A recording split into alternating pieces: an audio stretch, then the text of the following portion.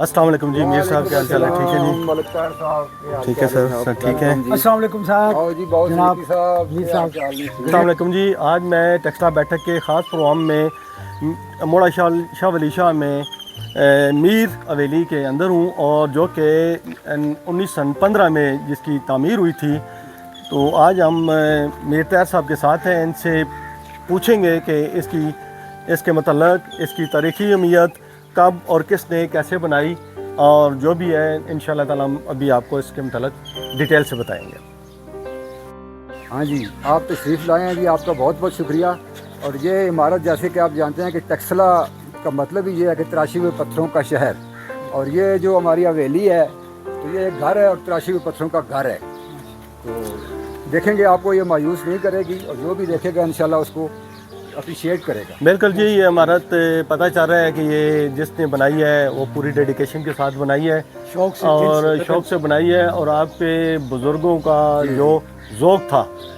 Classical ज़ौक़, मैं समझ सकता हूँ कि वो क्या किस किस्म का ज़ौक़ रखते थे। और उस दौर में ऐसी बिल्डिंग बनाना 1915 में आम लोगों के बस का काम नहीं था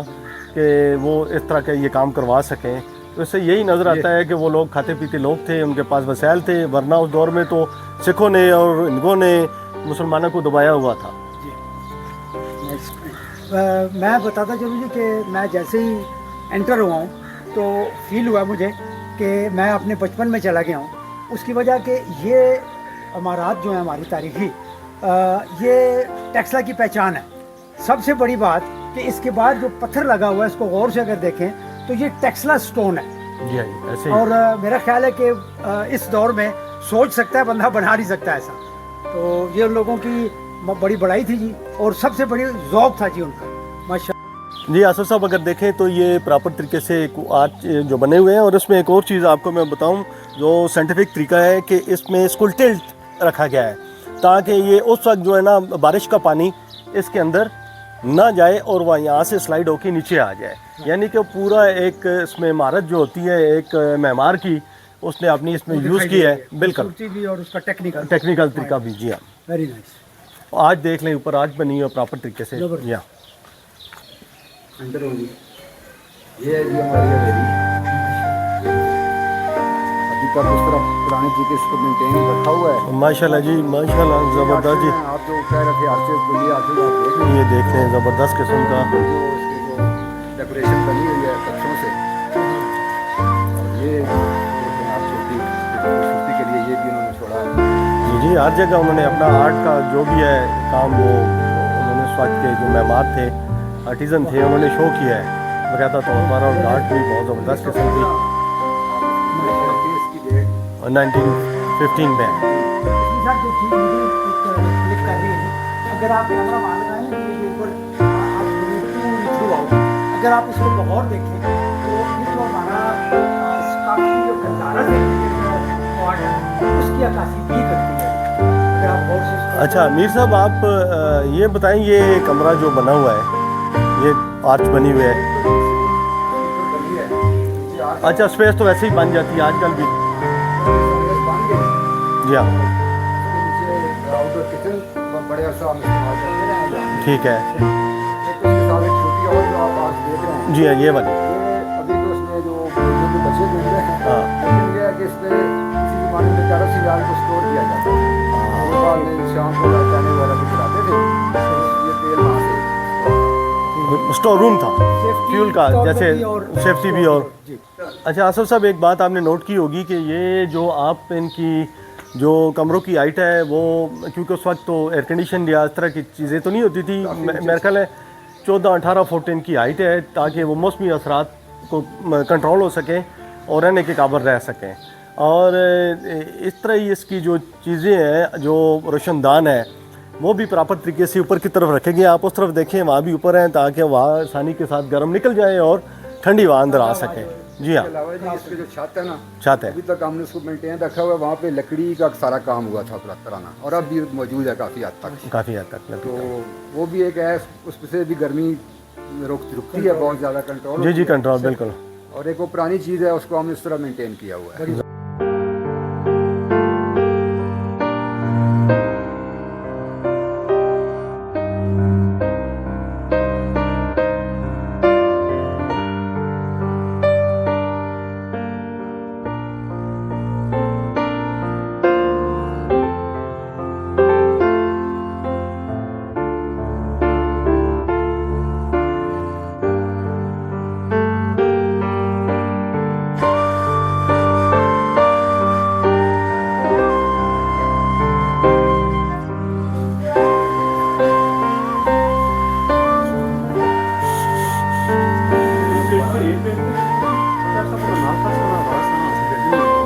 یہ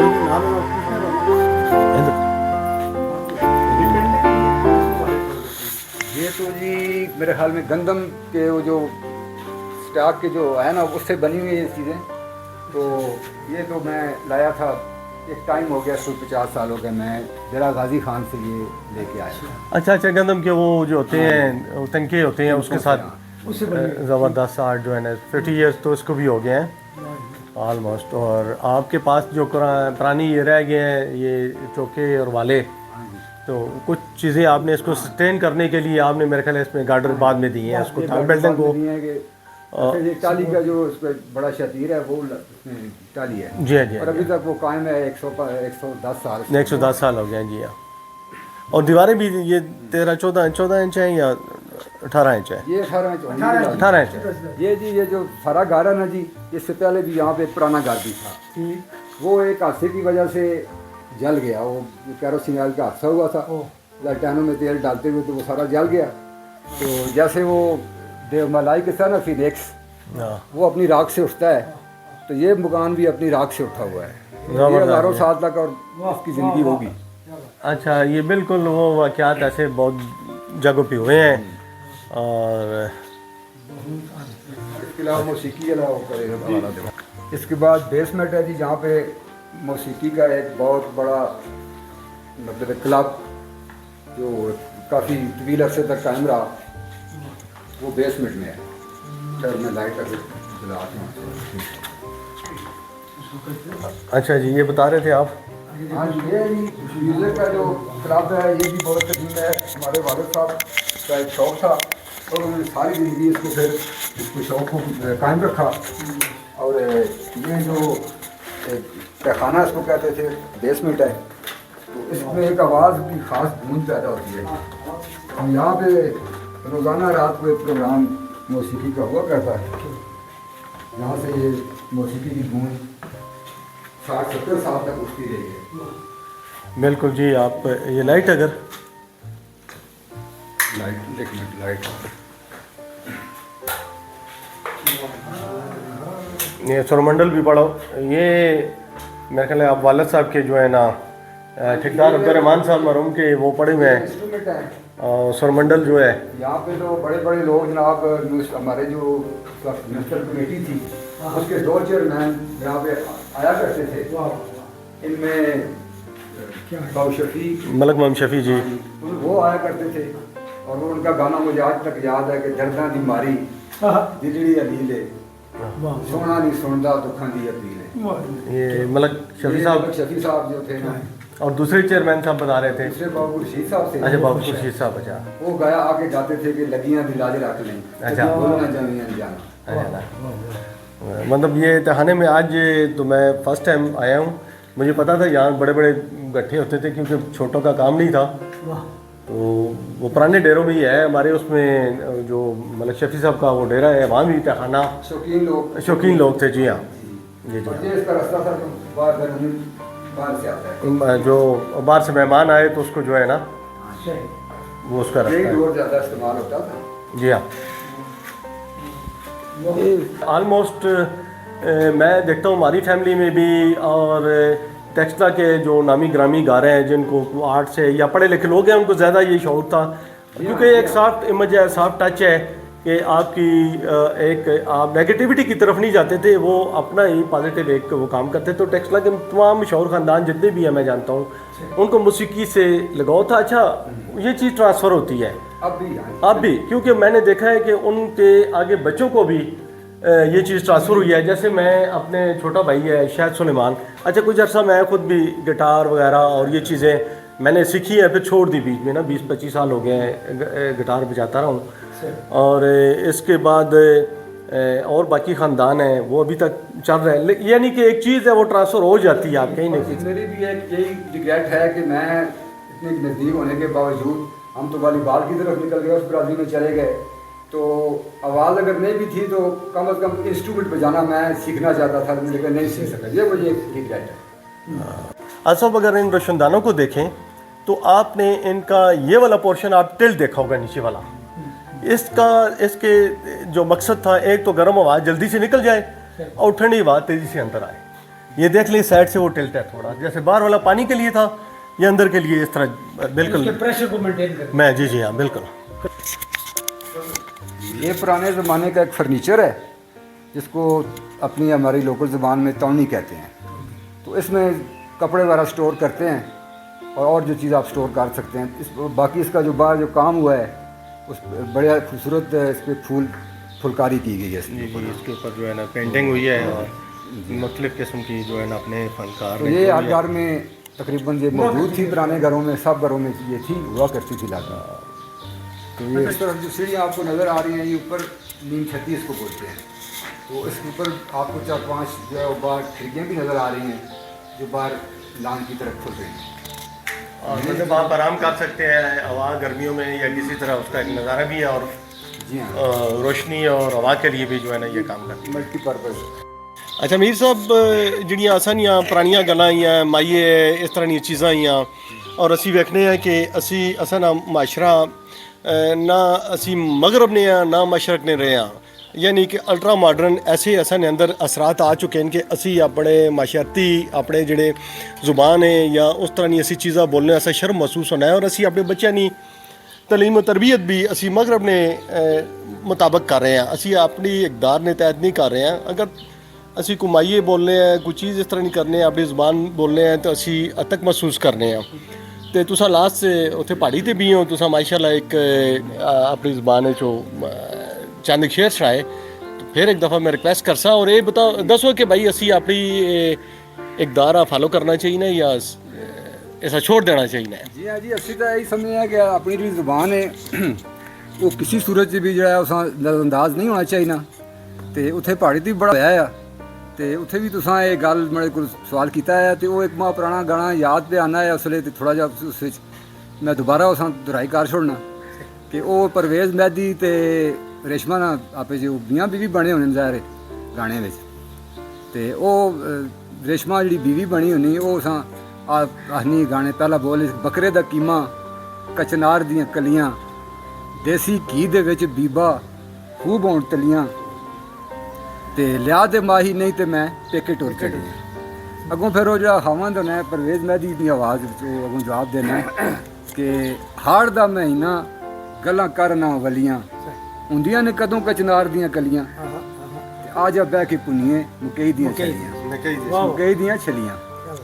یعنی کہ جڑی اویلیبلٹی ہے بھائی اس کی گل کر تو اس سیزن جو کچناری کری کتوں آنا چیز اساں کول دستیاب ہے. تو بہرحال وہ نیٹ تے بڑا لمحہ گانا پیا نے ضرور سنو تسی آخر تے رزنامہ ہوا نہ دوانا. وہ تو پھر ہونی ہونا. اچھا کہتے ہیں تھوڑا جا دسو اے تساں نے دادا صاحب دا نام کہ اور ٹھیکدار جی جی جی جی جی جی ہاں وہ ٹھیکدار الف دین ہے جی میرے دادا کا نام ہے. تے تساں میں دسنا کہ یہ پہلے مکان پرانا جا مکان جس طرح اور کسی عام لوگوں نے ایک عام جا مکان ہے. جی جی تو اتنے وہ جسلے ایک اگ لگی ہے یعنی کہ وہ کیروسین جال اندر پہ لٹین بھرنے وہ شامی نے ٹائم تے اگ لگی ہے تو وہ سارا کچھ مکان ایک دو جتنے بھی ہیں سارا سڑ گیا. تو یہ جڑا مکان ہوں تسی پہ تکنے والے سامنے پتھراں نا یہ پھر ساڑے دادا اور اس لیے ظاہر ہے کہ وہ بزنس کامیاب ہو گئے. ٹھیکدار ہے ہاں ابتدا تو انہاں ظاہر ہے کہ کام مزدور تو کیتی اسی ظاہر ہے ہونا ہے کوئی نہیں. تے اس تو بعد وہ جناب انہاں ریلوے نے ٹھیکداری تے آگے روڑی سے سپلائی کرنا شروع کیتا ہے تے وہ انہاں کول ٹھیک ہے ٹھیک ہو گیا ہے. انہاں پھر یہ مکان اپنے شوق نال اپنی امیجینیشن نال ویژن نال بنوایا ہے. تے وہ جناب تسی دیکھ رہے ہو تے وہ انشاءاللہ جس طرح وہ آخنے نا کہ یونانی دیو مالا وچ ایک پرندہ ہے فینکس ساڑی اردو فارسی عربی تو کوکنس آخنے ہاں وہ آپ گھونسلہ بڑھا کے 500 سال یا 1000 سال وہ جینا رہنا. اس تو بعد وہ اپنا گھونسلہ جا بڑھانا ہے تو لکڑیاں نا اس آپ آپ ساڑ کے مرنا ہے. تو اس پھر بارش وسنی اس چھائی ہوتے راکھ ہوتے اتوں پھر وہ پرندہ اپنی وہ جو ہے نا فینکس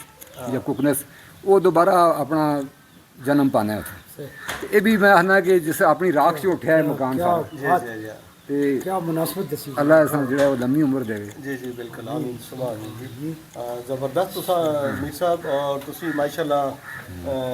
ولی بال نے ایک انٹرنیشنل پلیئر رہے ہوں ਉਸ ਦੇ ਮੁਤਲਕ ਕੁਝ ਜ਼ਿਆਦਾ ਚੰਦ ਇੱਕ ਅੱਛਾ ਬਾਹਰ ਦੀਆਂ ਤੇ ਜਾਂ ਕਿਸ ਇਲਾਕੇ ਤੁਸੀਂ ਟਿਕ ਰਹੇ ਹੋ? ਜੀ ਮੈਂ ਤੇ ਉਹ ਆਪਣਾ ਫੇਸਬੁੱਕ ਤੇ ਵੀ ਸਾਰੀ ਰੁਦਾਦ ਲਿਖੀ ਹੈ ਤੇ ਉਹ ਲੰਮੀ ਕਹਾਣੀ ਹੈ। ਪਹਿਲੇ ਪਿਸ਼ਾਵਰ 'ਚ ਹਾਂਜੀ ਨਾਰਮਲ ਕੋ ਬਸ ਹਾਂਜੀ ਤੇ ਪਹਿਲੇ ਮੈਂ 에ਅਰ ਫੋਰਸ 'ਚ ਗਿਆ ਪਿਸ਼ਾਵਰ ਤੇ ਇਹ 1979 ਦੀ ਗੱਲ ਹੈ। ਉਸ ਤੋਂ ਬਾਅਦ ਫਿਰ 6 ਸਾਲ ਮੈਂ ਉੱਥੇ 7 ਸਾਲ ਰਿਹਾ ਤੇ ਉਸ ਤੋਂ ਬਾਅਦ ਸਊਦੀਆ ਐਜ਼ ਏ ਕੋਚ ਚਲਾ ਗਿਆ ਉੱਥੇ ਮੈਂ ਸਊਦੀਆ 에ਅਰ ਫੋਰਸ ਤਾਇਫ 에ਅਰ ਬੇਸ ਤੇ ਮੈਂ ਕੋਚਿੰਗ ਕੀਤੀ ਹੈ ਤੇ ਬੁਨਿਆਦੀ ਤੌਰ ਤੇ ਜਦ ਇੰਟਰਨੈਸ਼ਨਲ ਵੀ ਖੇਡੇ ਆ ਮੈਚਸ, ਲੇਕਿਨ ਮੈਂ ਆਪਣੇ ਵਾਲੀਬਾਲ ਬਰਾਦਰੀ ਨਾਲ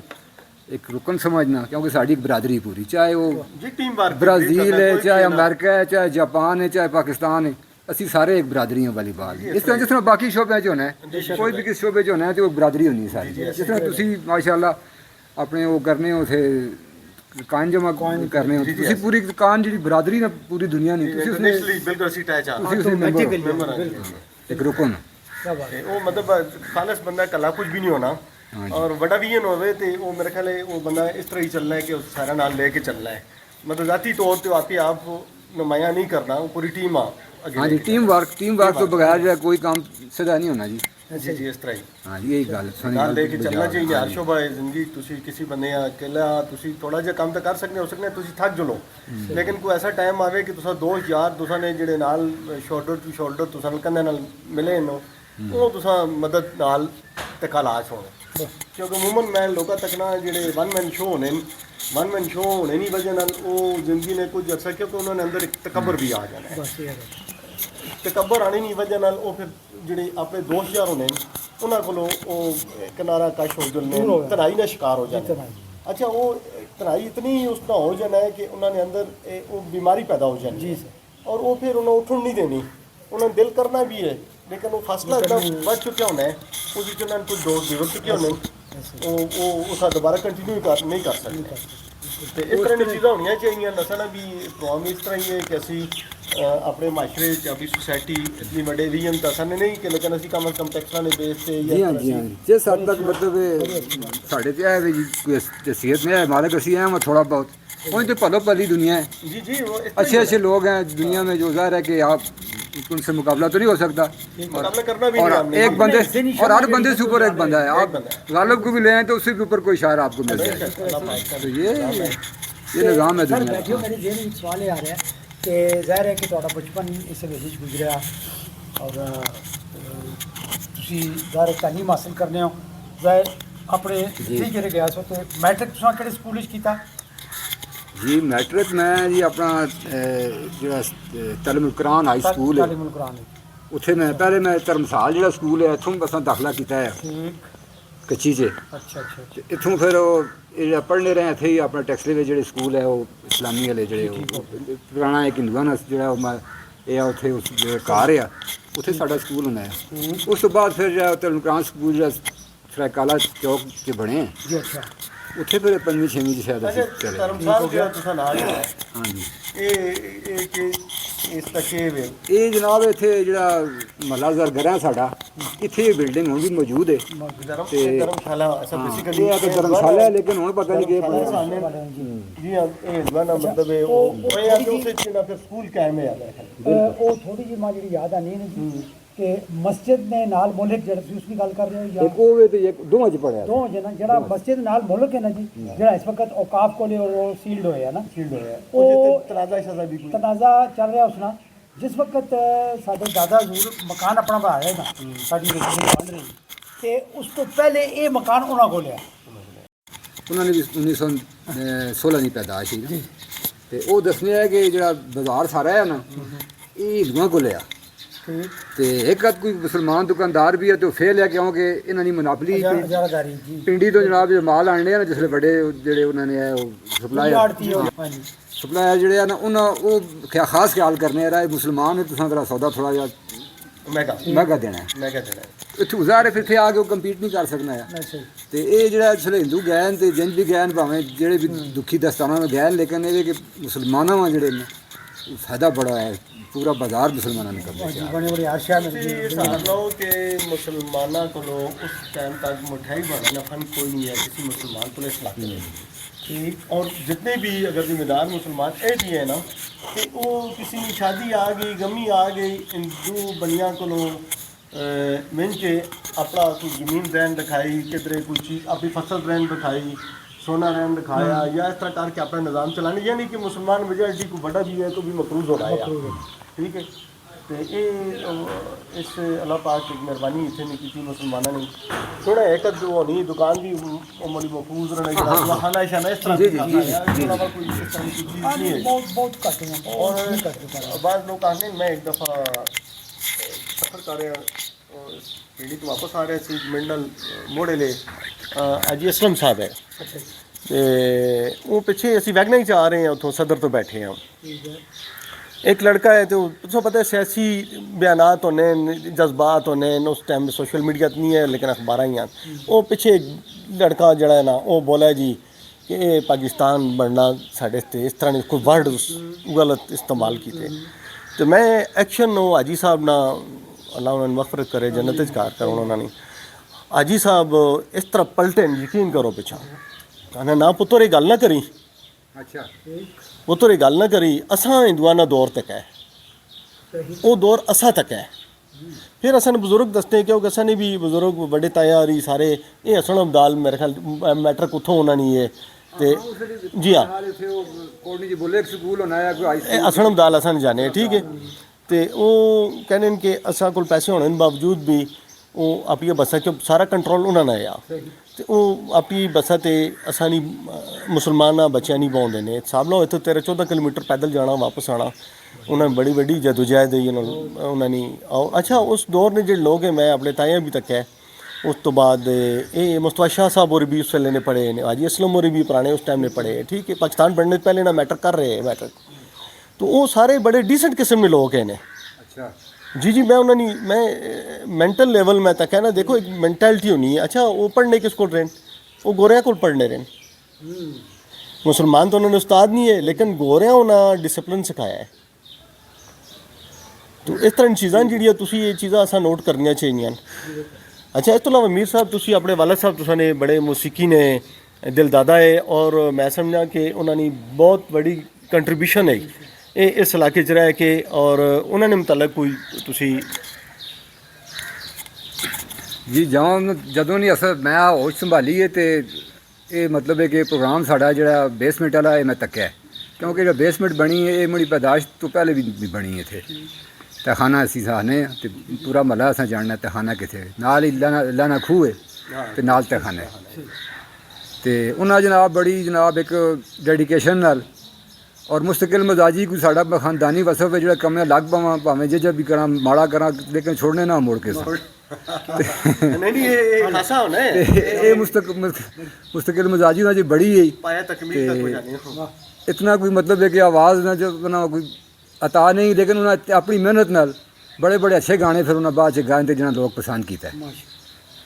तू समंदर है मैं साहिलों की हवा ये गाना जिथे भी गाने उन्हें फरमाइश होनी मैं जाना है गाने मैं तेरे संग कैसे चलूँ सजना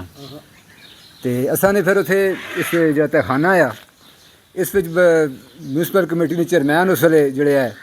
वो भी इतने तशरीफ लाने है तकरीबन बाकायदगी नाल इधरों टिब्बियां तो मलक शफी साहब जोड़े बाबू शफी होरी तो वो आने होने है तो उन्होंने आवाज़ भी बड़ी सोहनी है तो आप भी माशाअल्लाह तो वो जनाब वो दर्दां दी मारी एक काफ़ी है दर्दां दी मारी दिलड़ी अलील है ये गाने होने दर्दां दी मारी दिलड़ी अलील है सोना नहीं सुनदा दुखां दी अपील है तो इंजा बंदियां रवा छोड़ने है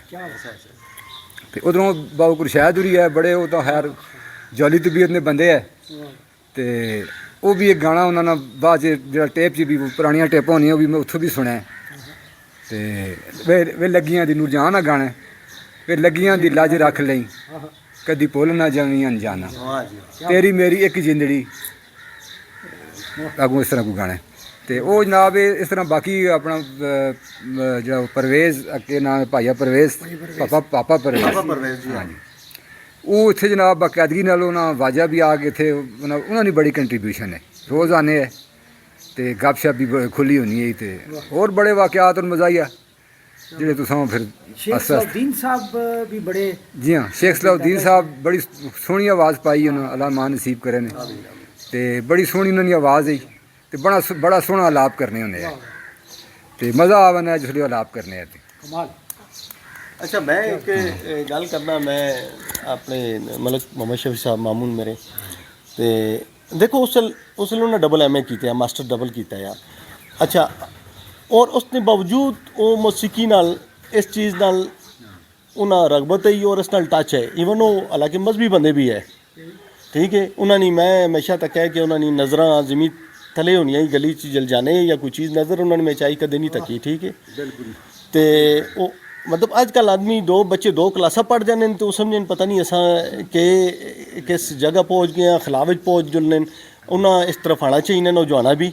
भाई अपने अंदरों जो नेगेटिविटी है रोज़गार तो मुकद्दर नाल मिलने चीज़ों नाल मिलने लेकिन आपे आप मैं समझा कि तुसी सवार सकने हो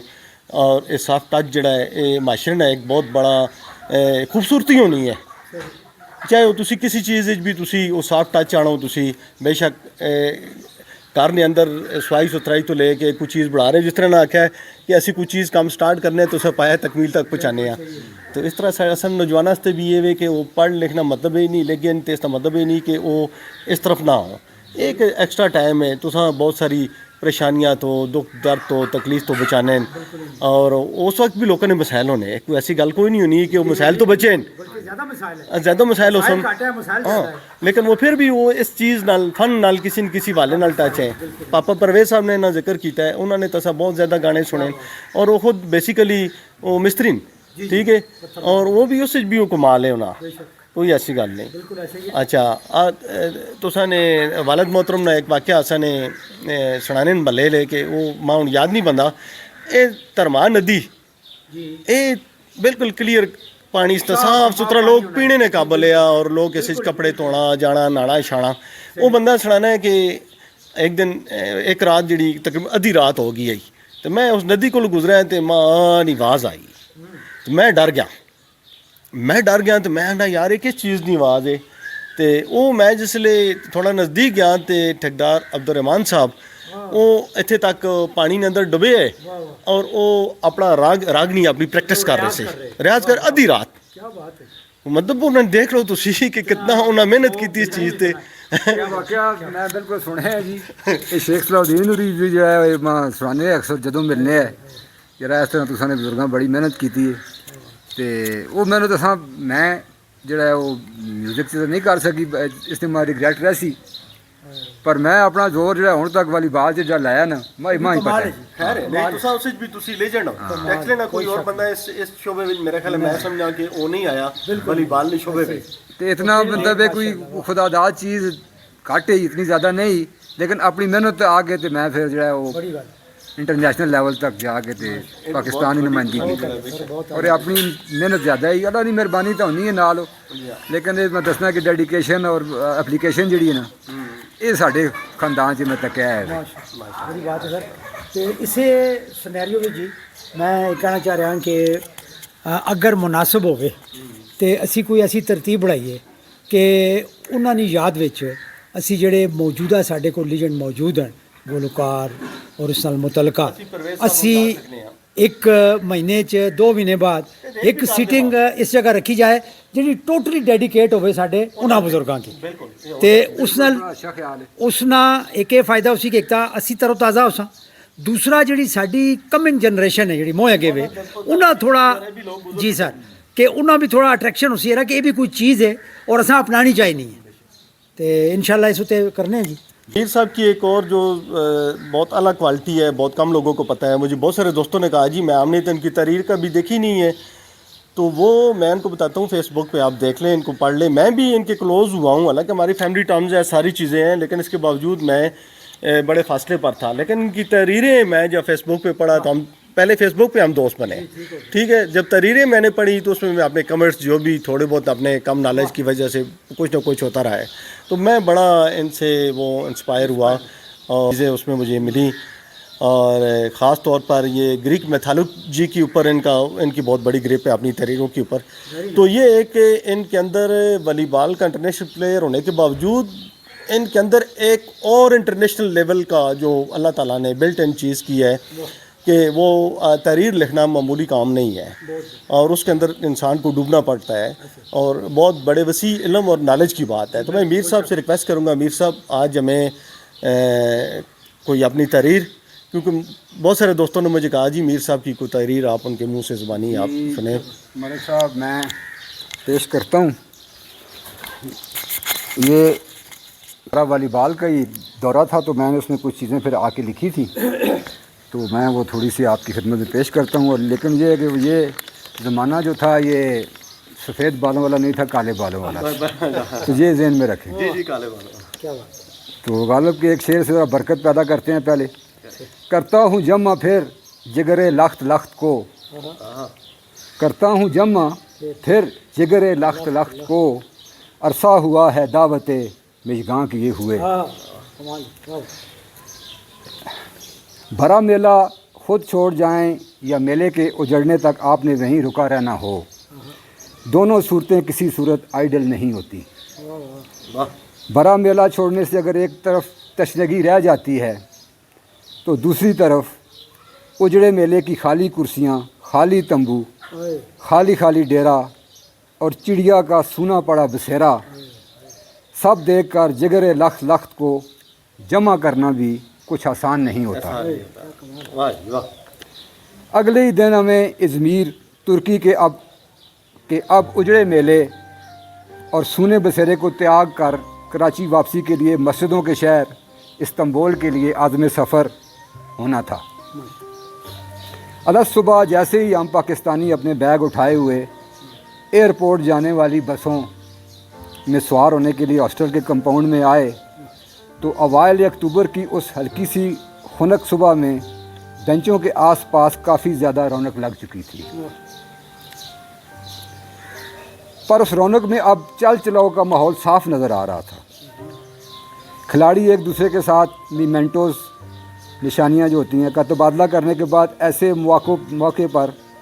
کثرت سے بولا جانے والا روایتی جملہ کیپ ان ٹچ کہتے ہوئے رخصت لے رہے تھے. ہم سب بھی تھوڑی دیر کے لیے اسی ایکٹیویٹی کا حصہ بن گئے, لیکن میری نظریں تو اس تمام عرصے میں باب کٹ والی قبرصی ایتھلیٹ گلر کو لگی رہی تھی اور بالآخر وہ شاہ پری مجھے ایک کونے میں کھڑی نظر آ گئی. مجھے حیرانی یہ ہوئی کہ بقول شاعر ہیر ہوئے تے سیاں دے نال ہوئے, لیکن آج گلر کے ارد گرد رہنے والے دوستوں کی ست رنگی کہیں تعلیل ہو چکی تھی. گلر نے مجھے دیکھتے ہی جھٹ سے ویو کر دیا. جیسے ہی میں چل کر اس کے قریب آیا تو وہ ہنستے ہوئے آگے بڑھی اور لپک کر میرے سر سے جناح کیپ اچک لی. دس از فار می کہتے ہوئے جب گلر نے وہ ٹوپی اپنے باب کٹ سنہرے بالوں پر سجائی تو وہ مجھے پہلے سے بھی زیادہ چارمنگ دکھائی دینے لگی تھی. اور یہ لمحہ آج بھی میری یادوں میں زندہ ہے. اور پھر جب میں نے کیپ ان ٹچ کہتے ہوئے بحیرہ روم کے گہرے نیلے پانیوں میں گھرے قبرص جزیرے کو لوٹ جانے والی گلر کی نیلی نیلی آنکھوں میں آخری بار جھانکا تو ان میں رچے نیلے پانیوں سے آ کر ملتا نیل گوں نکھرا آسمان ایک دم سے ابر آلود ہونا شروع ہو گیا تھا.